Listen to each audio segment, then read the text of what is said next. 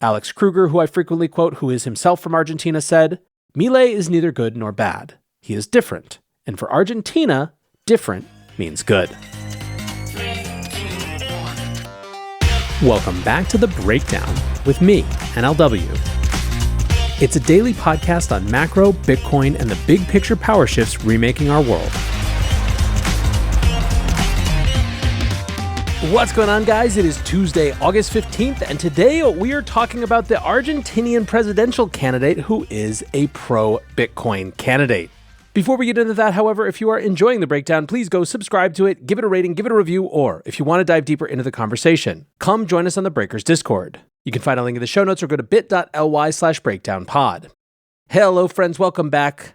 If you have been on Bitcoin Twitter in the last day or so, you've probably seen someone talking about the pro-Bitcoin Argentinian presidential candidate that just won a primary election. As a representative tweet, Marty Bent said, "Argentina electing an anarcho-capitalist president and embracing Bitcoin would be pretty epic, especially when the world sees how quickly they recover from a multi-decade bout of fiat-induced economic mismanagement."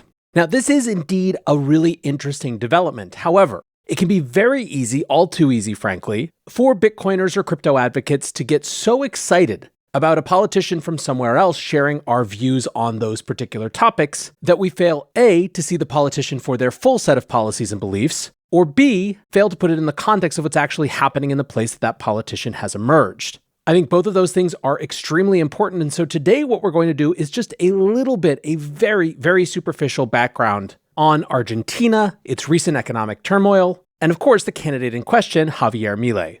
So first, let's talk about what actually happened. On Monday night, there was a shock election result when Libertarian Congressman Javier Milei secured a victory in the presidential primaries with 30.1% of the vote. Milei came in ahead of pro-business center-right candidate Patricia Bullrich, who garnered 28.3% of the votes, as well as the candidate from the incumbent center-left government, Sergio Massa, who got 27.2% of the vote. Massa is the current Minister of Economy and is a party member of the Renewal Front, a part of the ruling coalition of Democratic Socialist parties. To get a sense of why people around the world are talking about this, economics professor Lawrence White wrote, 30% in the first round for a candidate who wants to abolish the central bank and dollarize. Remarkable and encouraging whatever disagreements I may have with Milei on other issues." So who is Javier Milei?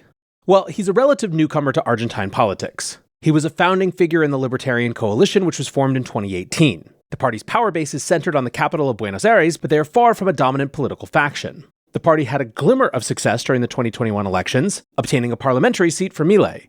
Overall, the Libertarian Coalition holds only 4 seats in the 257-seat lower house and none in the Senate. One of the things this could mean that if Milei is successful in the final round of presidential elections to be held in late October, he might need to form an alliance with the center-right opposition in order to pass legislation. Before turning his attention to politics, Milei had a 2-decade-long career as a professor of economics. He is firmly of the Austrian school, believing in hard money principles. He has been highly critical of the University of Buenos Aires, which he views as being responsible for the, quote, proliferation of Keynesian brutes.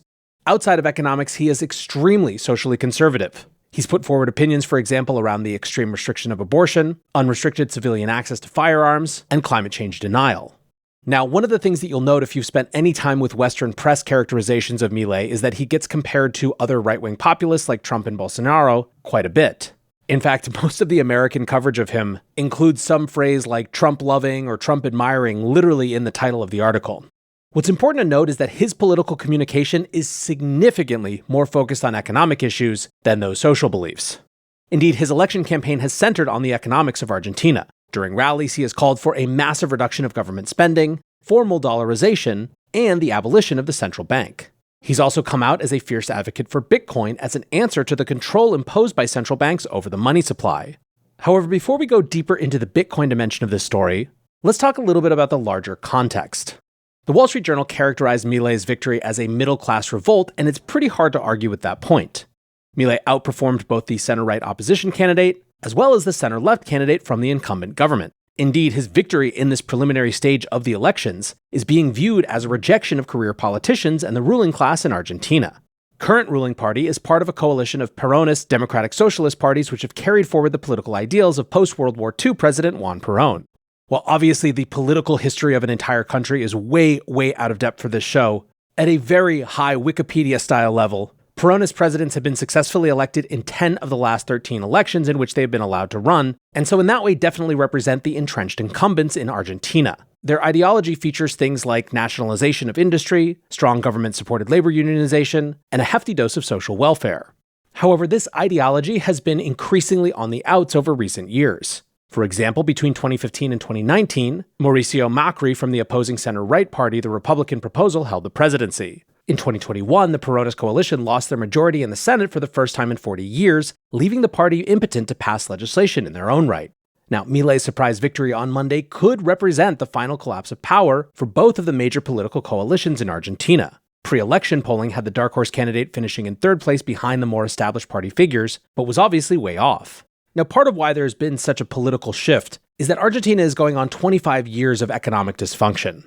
Starting in 1998, a string of global economic shocks led to a 3-year depression punctuated by a sovereign default in 2001. In that period between 1998 and 2002, the Argentine economy contracted by 28%. Because of that, the nation turned to the IMF for debt restructuring to deal with an exponentially growing pile of dollar-denominated debt. After 2023, growth did return. Both unemployment and poverty decreased. However, that massive debt burden remained. Argentina came out of the 2008 global recession with its growth intact, but the economy sputtered out again in 2013, and since then, Argentina has experienced 5 recessions in the past 10 years. Now, things arguably took a turn for the worst after the change of government to the longtime opposition in 2015. By the second half of that year, inflation hit 30%, and the Argentine peso was cut in half to an exchange rate of 30 pesos per US dollar. The central bank responded by hiking interest rates to 45% and draining its foreign currency reserves to bolster the collapsing peso. Inflation never came back down significantly below 40% prior to the pandemic, and the peso continued to devalue year after year. In 2019, power transitioned back to the dominant center-left coalition, and capital controls were put in place. Citizens could no longer freely exchange their pesos for dollars. In this environment, the central bank sets an official fixed exchange rate, at which individuals are only allowed to exchange $200 per month without paying punitive taxes. In spite of that official rate, however, the nation functions as a semi-dollarized state, with citizens exchanging currency at a free market rate known as the blue dollar. This exchange in physical dollar bills is illegal but generally not enforced, as anyone who has visited BA knows. Alongside the blue dollar rate, there are a range of other exchange rates designed to act as either a subsidy or a tax on certain import and export industries. Most notably is the agricultural or soy dollar rate, which was introduced last year. The soy dollar rate was intended to offer farmers a more favorable exchange rate after they began to stockpile their crops rather than participate in economically critical export markets, however still had the problem of not being the actual rate that dollars were fetching on the blue markets. Now, fascinatingly, on Monday, as it became clear that Milei had outperformed his rivals at the polls, the government announced another adjustment to the official exchange rate. The peso was devalued by 18% to trade at 350 pesos per dollar. Blue dollar rates also shifted by more than 14% and now sit at 675 pesos per dollar. That is a new all-time low for the Argentinian currency. Alongside the devaluation, the central bank hiked its key interest rate by 21 percentage points to reach 118%. Inflation is now firmly above 100% per year, and there doesn't appear to be an easy way to stabilize the currency or the economy.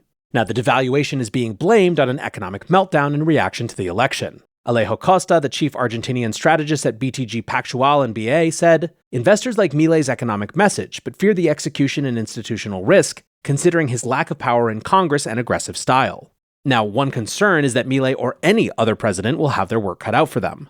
Claudia Kalich, the head of emerging market debt at M&G Investments, said that whoever is in charge by the end of the year will need to begin unwinding unsustainable policies.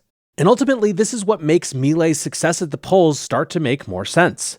The core pillars of Milei's proposed economic reforms are to formally dollarize the economy and slash government spending to the bone. Given that the people of Argentina have seen their peso savings slashed by 2/3 in just the past year, the message appears to be resonating. So at this point, let's start to bring crypto back into this story. Argentina is a place that has embraced crypto for some time now. In fact, I've often told this story on other podcasts, but in early 2019, I actually brought my father-in-law to BA for a couple-day trip where we effectively just hung out with people who were working in the crypto space, and that's where it really clicked for him. It was soon after that trip that he made his first Bitcoin investments, which, by the way, if you look at what Bitcoin was priced at the time, was a pretty damn good time to get in. Now, back to Argentina itself, local laws allow for up to 20% of wages in kind, which some workers have used to receive part of their salary in crypto. That has represented a significant boost for global workers who otherwise would have had their US dollar payments automatically converted into pesos with the banking system. According to international payroll company Deal, Argentina has more workers getting paid in crypto than any other nation in the world. Now, a big part of the adoption in Argentina is around stablecoins. This makes sense given how dollarized the economy is. Many blue dollar exchange offices now accept and distribute stablecoins, and their use in the economy as a payment method is also increasing. Several major banks even began offering crypto services in recent years.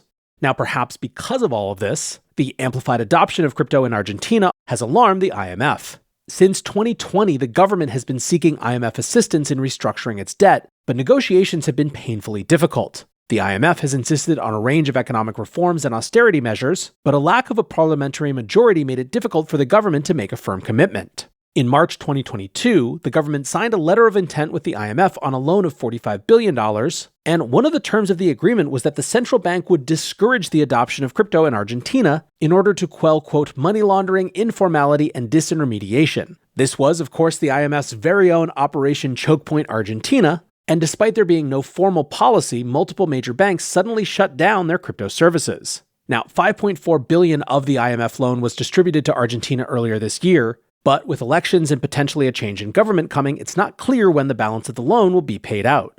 For many citizens, the current government has used the central bank to pursue a failed policy of currency controls and sky-high interest rates. And in spite of all of that, inflation is still above 100% and shows no signs of slowing down. Is it at all surprising, then, that Argentinian citizens are attracted to a politician who pledges to burn down the central bank? Now, several months ago, when Milei was enjoying a groundswell of support, he made an appearance on national TV to put forward his economic positions. In that interview, he was asked specifically about his views on Bitcoin and what its adoption could mean for Argentina. Milei answered, and of course, all of these quotes are translated from Spanish. The first thing we have to understand is that the central bank is a scam.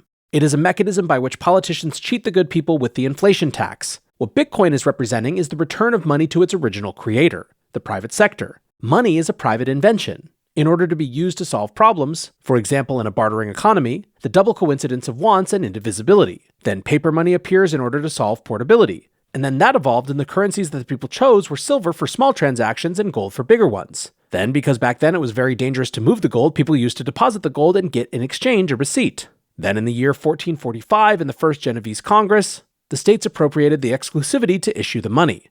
That's the legal tender, which is the key point, because legal tender allows the politician to scam you with the inflationary tax. Bitcoin has an algorithm that one day it will reach a certain amount and there is no more. It can compete with other currencies. In fact, it competes with Ethereum and others. And what is the good thing? It's the return of private money. But what is the problem? The problem is that governments will not give up the legal tender, because with legal tender they can scam you with the inflationary tax. Bitcoin is the natural reaction against the central bank scammers and to make the money private again. The flip side is that the thieving politicians are not going to allow you to go against legal tender. In economies with high inflation, the scam problem is bigger. That's why, as I suggest, you can propose to close the central bank. Now, I think there are a couple things that are important about this. One is that it's situating Bitcoin in monetary history. And two, Milei is running on a platform that is against, for lack of a better term, fiat policies. Bitcoin he clearly admires as a private market solution to fiat policies. But it strikes me that it's less about him being a radical Bitcoiner and more about him thinking not only that hard money is a good idea, but that it might win in the market if allowed to actually compete. So what has the world's reaction to Milei's surprise victory been? Some see it as bad. Daniel Kerner, the Latin America director at the Eurasia Group, said, "The anti-establishment sentiment finally arrived in Argentina. After 20 years of economic crisis, that's not surprising. This is the worst result for markets." Others see it as inevitable. Mary Anastasia O'Grady, an American columnist at the Wall Street Journal, wrote, "Javier Milei's showing has sent a message to Buenos Aires and the world that the Argentine middle class may no longer accept a status quo that robs them of the fruits of their labor." Bitcoiners are obviously interested. Dylan LeClaire from Bitcoin Magazine said, "It's just notable to hear a leading presidential candidate call central banking a scam that steals from you while framing Bitcoin as a reaction against it. Overton window keeps shifting." But what about Argentines themselves? And particularly those who are intersecting both Argentina and the crypto space. Santi Siri said, I think his economic views are very much necessary in our country with huge inflation. He's definitely channeling the wrath of the people that see their savings losing value on a daily basis. The not so good part is that he also holds very conservative views on social aspects. Alex Kruger, who I frequently quote, who is himself from Argentina, said, "Milei is neither good nor bad. He is different. And for Argentina, different means good." Now, the really frustrating thing for the citizens of Argentina is the sense that it doesn't have to be this way. Argentina has incredible natural resources. The nation is still a leading beef exporter despite its troubles. It has plentiful deposits of iron, uranium, and other metals. Much like the US, Argentina has a vast river network that allows commodities to be easily floated to its ports. Indeed, Peter Zion, in his latest book, put Argentina alongside the US, Japan, France, and Turkey as the countries most likely to succeed in a post-globalist world. The conditions that Zihan rated that by included geography, as he put it, some sort of crunchy exterior so people can't get to you. Mountains are good, oceans are better. 2, your own supply of food and energy. 3, a sustainable population structure with balanced ratios between children, young adults, mature adults, and retirees. And 4, sufficient military resources to protect yourself.